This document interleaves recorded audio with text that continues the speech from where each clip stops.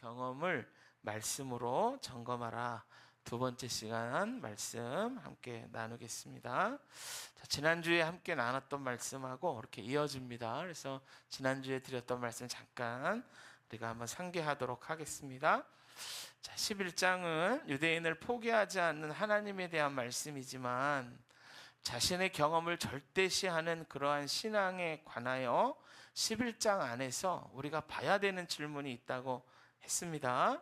그래서 이것은 하나님을 더 깊이 알아가는 그런 방법과 궤를 같이 하는데요. 그거는 이런 질문이었죠. 내 경험이 과연 절대적인가? 내 경험은 100% 믿을 만한가?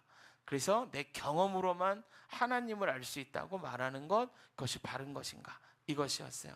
그래서 그렇게 자기 경험만을 앞세우면 안 되고 말씀의 제목처럼 경험은 하나님의 말씀으로 점검해야 한다라고 말씀드렸고, 그것에 대해서 하나님을 어떻게 하면 더 깊이 알 수 있는가, 그것에 대해서 말하면서 오늘 본문에 엘리야가 무려 3가지나 이스라엘 백성을 고소했던 내용을 말씀을 드렸는데, 그때 하나님께서 하셨던 말씀이 뭐냐? 아직 남겨둔 자가 있다는 것.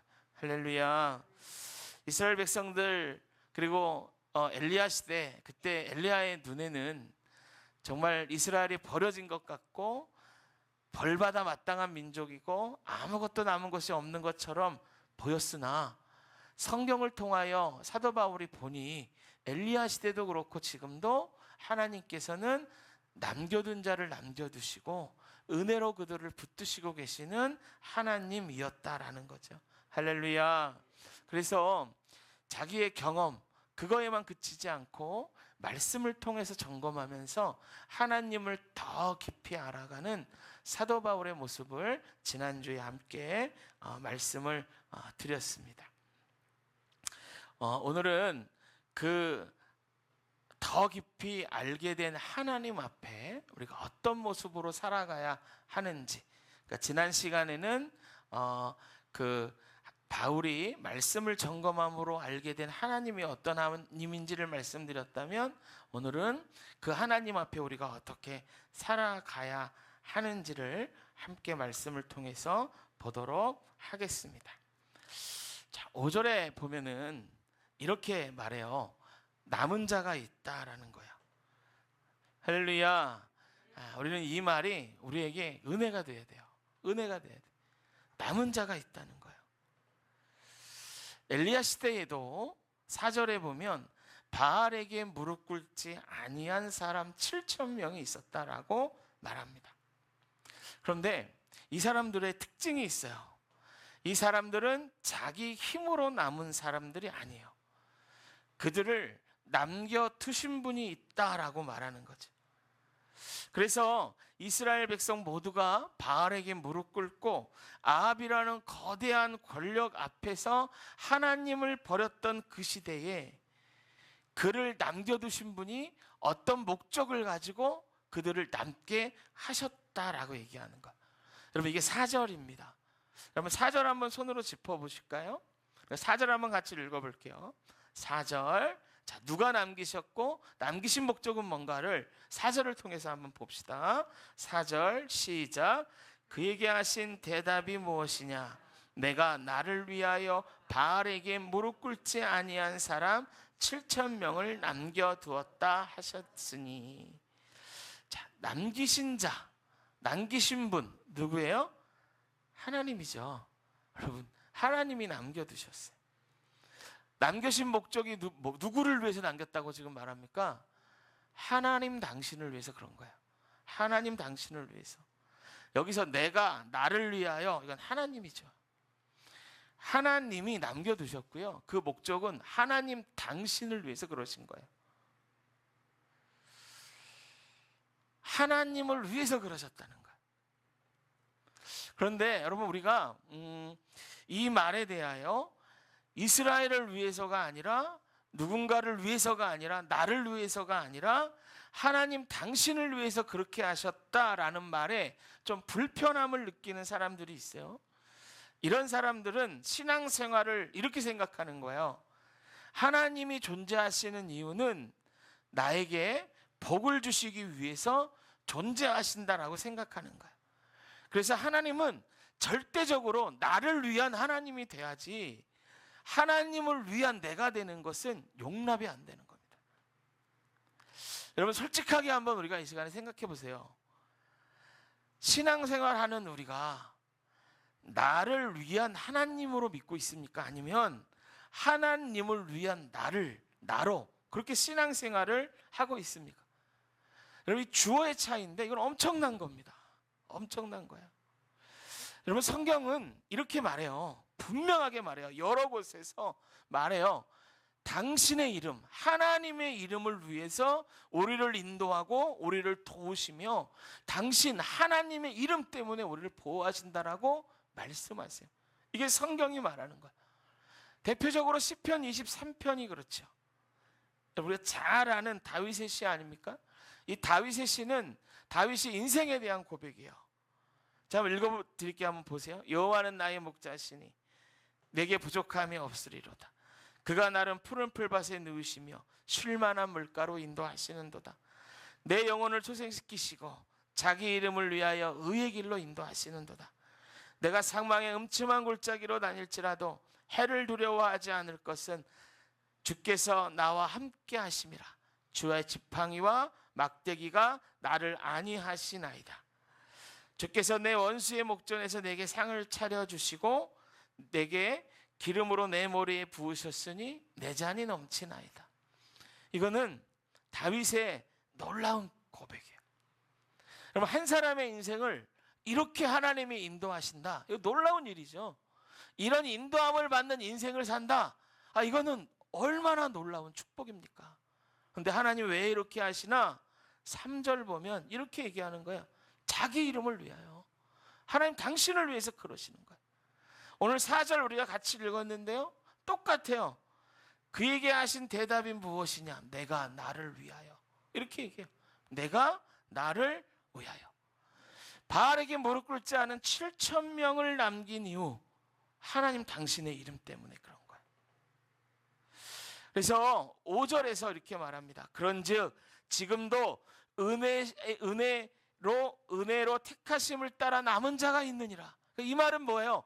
하나님 당신의 이름을 위하여 지금도 남겨두시는 사람이 있다라는 말입니다. 여러분 바울을 위해서가 아니에요. 하나님을 위해서 그러는 거예요.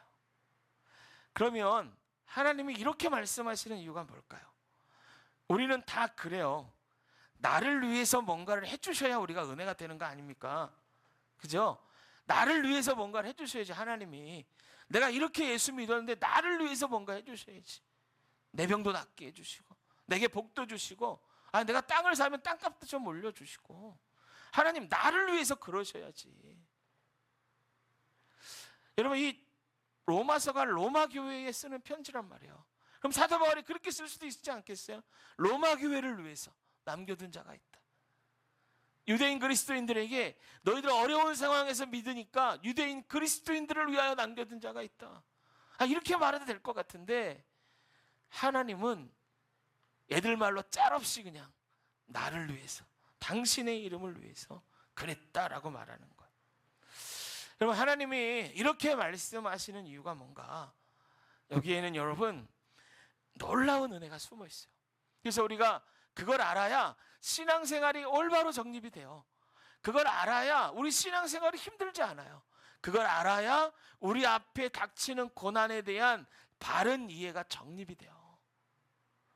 하나님이 나의 이름을 위하여 당신의 이름을 위하여 그러했다라고 말하는 것에는 이러한 놀라운 은혜가 있습니다. 제가 어릴 때 동네 아이들과 노는 이 공터가 있었죠. 뭐 옛날이니까 놀이터 그런 데가 없으니까 공터에서 다 같이 논단 말이에요. 그러면 초등학교 이제 저학년 때인데 그때 학교 갔다 오면 애들 다 거기로 모여요. 거기서 노는 거예요. 제가 어릴 때 또래 애들이 놀던 거 이렇게 생각해 보면은 땅에다가 뭘 그려가지고 노는 게 많았어요. 당시에는 뭐 장난감도 없었고 지금처럼 놀이터마다 이렇게 잘된 놀이시설 같은 게 없으니까 땅에다가 그림을 그려가지고 뭐 땅 따먹기도 하고요. 오징어도 하고 길 막기도 하고 그러고 노는 거예요. 근데 옛날에 공터가 크지 않으니까 형들이 먼저 가서 자리 잡으면 우리는 구경만 하는 거예요. 형들이 없을 때는 우리가 먼저 가서 자리를 딱 잡으면 우리 아랫 동생들, 그러니까 우리가 초등학교 저학년이니까 미취학 아들 되겠죠. 걔들은 이제 구경만 해야 되는 거죠.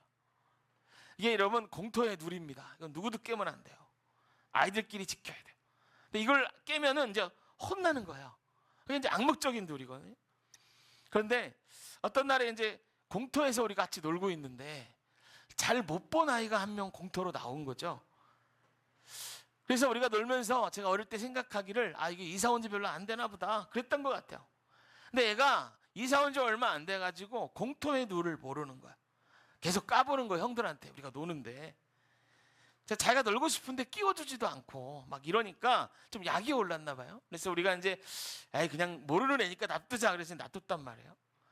다음 날인가 됐어요.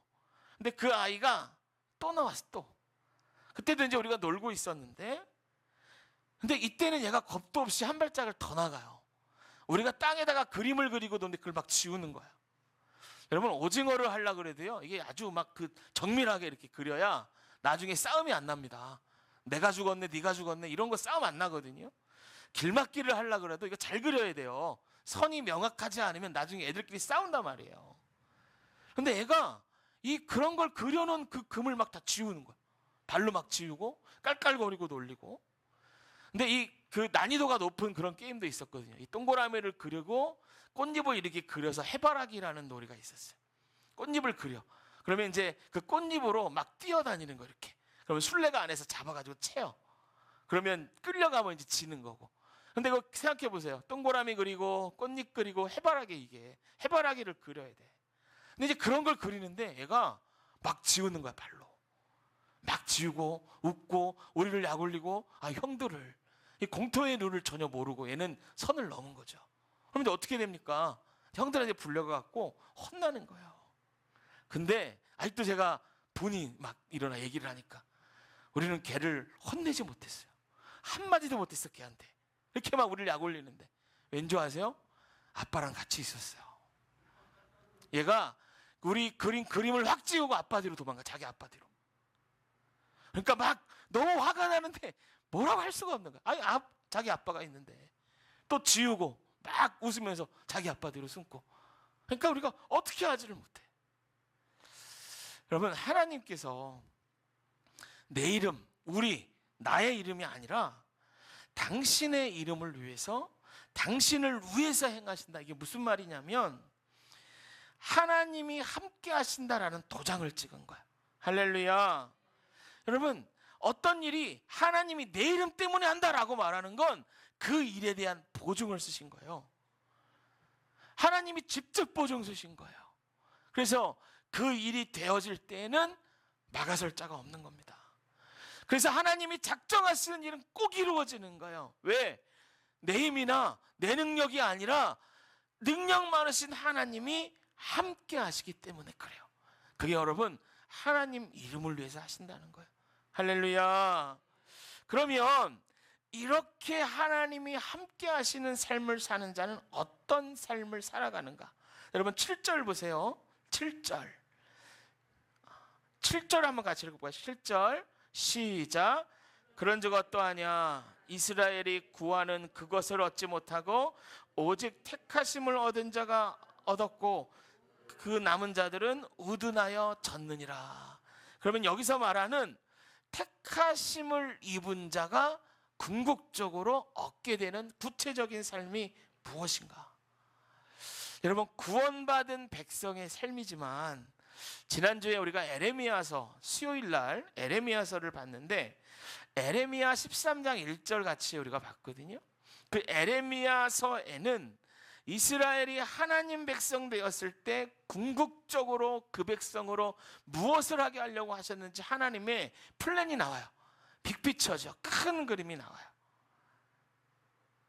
여러분, 그 에레미야 13장 11절은 니네가 이게 안 돼서 멸망한다라는 것인데요, 이걸 말씀하시면서 원래 하나님의 큰 빅피처가 나오는데 이렇게 말하는 거예요. 한번 보세요. 제가 읽어드릴게요. 여호와의 말씀이라 내가 띠가 사람의 허리에 속한 같이 내가 이스라엘 온 집과 유다 온 집으로 내게 속하게 하여 그들로 내 백성이 되게 하며 내 이름과 내 명예와 영광이 되려 하였으나 그들이 듣지 아니하였느니라. 그러니까 여러분, 하나님의 빅피처는 뭐냐? 내 백성이 되게 하고 내 이름과 명예와 영광이 되게 하는 게 하나님의 빅피처예요. 놀라운 일이죠. 하나님께서 남겨두신 자, 하나님이 붙드신 자, 하나님이 내 이름으로 행한다라고 말하는 자들은 이런 놀라운 인생을 살게 되는 것입니다. 할렐루야. 그런데 여러분, 성경에 보니까요, 모든 사람에게 주어지는 축복이 아니에요. 이것은 모든 사람들이 다 받아 누리는 게 아니에요. 누가 그런 사람이 되었는가? 바울이 외쳤던 5절에 보니까 이렇게 말해요. 5절에 그런즉 이와 같이 지금도 은혜로 택하심을 따라 남은 자가 있느니라. 여러분, 이 남은 자는 누구냐? 어떤 사람이 남게 되냐 보니까 은혜로 택하심을 따라라고 말하는 거예요. 아무나 이렇게 되는 게 아니에요. 아무나 이런 영광을 누리며 사는 게 아니에요. 그 사람은 은혜로 택하심을 입은 사람인 거예요. 할렐루야. 여러분, 은혜로 택하심을 입었다, 이거는 하나님의 주권적인 선택이거든요. 그래서 하나님 왜 쟤를 선택하셨어요? 우리가 말할 수가 없어요. 하나님 왜 나를 선택하셨어요? 그거에 대해서 토를 달 수가. 왜냐하면 하나님의 주권적인 선택이기 때문에. 그러면 우리가 눈으로 볼 때에 어떤 사람이 선택받은 사람인지 알 수 없는 것 아닙니까? 이렇게 생각할 수 있는데 그렇지 않아요. 우리는 누가 하나님의 선택을 받은 사람인지 알 수 있어요. 그것은 그 사람의 삶을 보고 알 수 있습니다. 그 사람의 행함을 보고 알 수 있어요. 한마디로 얘기하면 그 사람은 어떤 사람인가? 하나님 편에 서 있는 사람이에요. 따라해 봅시다. 하나님 편에 서 있는 사람이다. 미국의 남북전쟁이 한참일 때 북군의 지도자들이 모였어요. 특별히 교회 목사님들도 모이고 링컨도 모이고 장군들도 함께 모였어요. 그때가 전세가 링컨의 북군이 이렇게 밀리고 있었던 때예요. 그때 교회 지도자들과 장군들과 링컨이 한 곳에 모여서 회의를 하는 거예요. 그때 교회 대표가 링컨에게 이렇게 얘기했어요. 대통령에게 힘을 주려고 하나님이 우리 편 되어서 북군이 승리하게 해달라고 우리 온 교회들이 날마다 눈물로 기도합니다. 그랬더니 링컨이 그 교회 지도자에게 이렇게 얘기합니다. 놀라운 이야기죠. 하나님이 우리 편 되어달라고 기도하지 말고 항상 우리가 하나님 편에 서게 해달라고 기도합시다. 할렐루야. 그러니까 하나님 내 편 되주세요 이게 아니라 우리가 하나님 편에 설 수 있도록 그걸 기도하자라는 거예요. 여러분, 남은 자, 은혜로 택함 받은 자가 누군지 우리는 알 수 없고 왜 이 사람을 택했는가, 왜 우리를 택했는가 우리도 알 수 없어요. 그러나 삶을 보면 아는데 그 사람은 항상 하나님 편에 서 있는 사람이에요. 내가 하나님 내 편 돼주세요 기도하는 거 이것도 중요하지만 더 중요한 건 뭐냐면 영적인 눈을 들어 하나님이 어느 편에 서 계신가 보고 그분 편에 우리가 서는 거예요. 할렐루야. 여러분, 성경에 은혜로 택함 입은 자, 그들이 바알에게 무릎 꿇지 않는 사람들이었는데 그들은 보면 하나님 편에 서 있는 사람이에요. 여러분, 그 아합 시대에 얼마나 그 혼탁하고 어려운 그 시대에 사람들이 그러지 않았겠습니까? 눈 한번 질끈 감고 바알에게 절 한 번만 하면 편해. 그냥 그렇게 다 세상 사람 살아가니까 살아가자. 다 그렇게 회유하고 얘기하지 않았겠습니까? 그런데 그 사람들 본 거예요. 영적인 눈으로 보니 그 편에는 하나님이 안 계세요. 그러니까 자기의 삶과 자기의 인생을 걸고 하나님 편에 서기로 작정한 것이죠. 여러분, 바울이 복음을 전하던 시대에도 마찬가지예요. 아합의 자리를 누가 차지했습니까? 로마 황제가 차지했죠. 로마 황제는 살아있는 신이에요, 그 당시. 그래서 나중에 이 요한계시록 요때로 가면은 황제 숭배가 막 일어나요, 로마에. 그리고 그 전에 로마는 다신교입니다. 그래서 로마 신화에 나오는 제우스나 이러한 신들 있잖아요. 그들을 다 자기 신으로 섬겼어요. 다신교를 믿었어요. 그러니까 이런 흐름들이 막 세속적으로 막 들어오는 거예요. 또 유대인들은 복음 전하는 자들을 핍박하고 죽이고. 그러니까 여러분, 엘리야 때나 바울 때나 이름만 바뀌었지 세상 권세들이 똑같이 손에 쥐고 믿는 자를 핍박하고 죽이는 거예요. 그런데 이런 시대에도 하나님 편에 서 있는 자들이 있었다라는 거예요. 그래서 바울이 5절에 말하지 않습니까? 그런즉 이와 같이 지금도 은혜로 택하심을 따라 남은 자가 있느니라. 이게 무슨 말이에요? 지금도 하나님 편에 선 자들이 있다라는 거예요. 여러분, 은혜로 택함 받은 사람은 그 삶을 보면 알아요. 어떤 사람이 은혜로 택함 받았다라고 말하는데 세상 따라가고 바알을 섬깁니다. 또 어떤 사람은 내가 은혜로 택함 받았다라고 말하는데 여전히 세상에 한 발을 두고 하나님께 한 발을 듣고 살아가고 있어요. 은혜로 택함 받았다라고 말하는데 보니까 세상 편에 서 있어요. 그러면 어떻습니까? 그 사람은 은혜로 택함 받은 사람이 아닌 거예요. 은혜로 택함 받은 것은 삶으로 그 사람이 증명됩니다. 여러분, 은혜로 택함 받은 사람의 삶은요 강력해요. 여러분, 바알에게 무릎 꿇은 그 사람들, 그 수많은 선지자, 이스라엘 백성들, 예언자들 많았잖아요. 그 바알에게 무릎 꿇은 그 수많은 사람들 중에 이름 하나 남은 사람 없고, 그런 사람이 있었구나라고 다 흘러갔지만 바알에게 무릎 꿇지 않은 그 7천 명의 사람들, 여러분, 바알의 시대와 그 엘리야의 시대와 바울의 시대는 약 900년 정도 차이가 나요. 900년. 근데 900년이 지난 지금에도 그들이 살아서 여전히 소리치고 있는 거예요. 남은 자가 있다.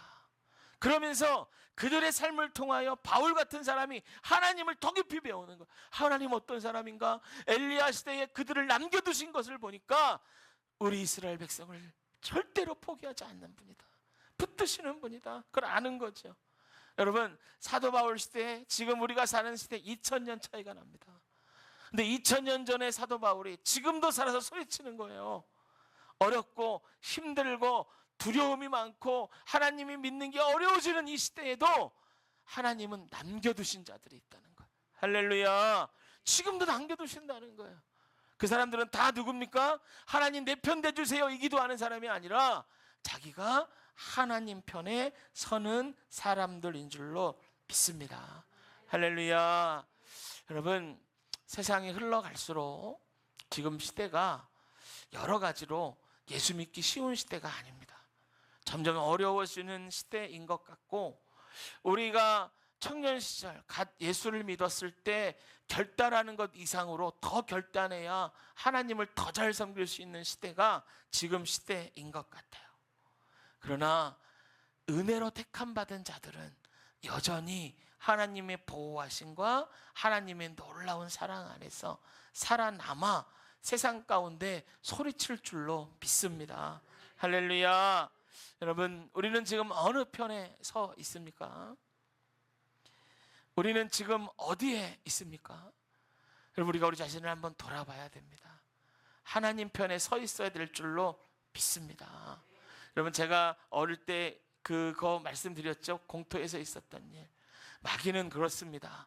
우리의 연약함, 그것도 보지만 마귀의 눈에 더 먼저 들어오는 게 뭔지 아세요? 우리 곁에 계신 하나님이에요. 그래서 하나님께 붙들린 자는 마귀가 어떻게 하지 못하는 거예요. 하나님께 붙들린 자는, 정말 하나님이 보호하시는 자는 마귀의 권세가 무너뜨리지 못할 줄로 믿습니다. 할렐루야. 사랑하는 성도 여러분, 오늘 말씀을 우리가 기억하고 하나님 편에 서서 이 시대의 남은 자가 되어 하나님의 영광이 되고 명예가 되고 그분의 이름을 높여드리는 저와 여러분 다 되시기를 주님의 이름으로 축복합니다. 할렐루야. 잠깐 기도하겠습니다.